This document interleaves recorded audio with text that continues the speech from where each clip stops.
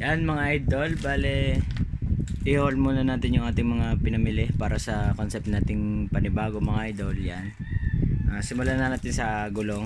Yan, kung magtatanong kayo, yan, quick siya mga idol, 5090 by 14. Yan, tube type to mga idol. Yan, tapos isa pa ding 5090 na tire, ano din siya, quick din siya.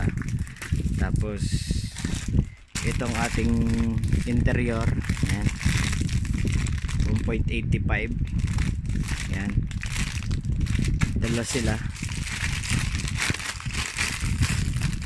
na nabili ko sila ng 1.1 mga idol. Tapos ito namang rim, yan, mga lodi rim.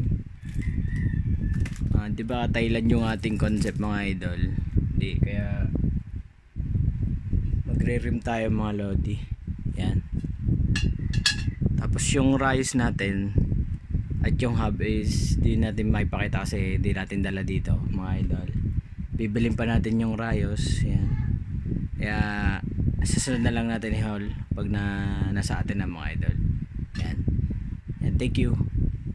Yan mga idol, bali continuation to ng ating haul. Papakita ko lang yung mga iba ko pang binili at yung pinapinta ko mga lodi. Bali ito pinapinta natin yung ating hub. Yan, kita nyo naman. Yan mga idol, 5BB yan mga lodi. Pakita sa inyo kung urig talaga siyang 5BB. Makita nyo dito siya sa likod, yun, 5BB siya mga lodi. Pinarepaint ko lang siya, galing siya sa Fino mga idol. Yan, pakita ko na lang yung picture nung unang nakuha ko to nang hindi pa to pintado mga lodi. Yan, tapos ito mga idol, ito yung pangunahan niya.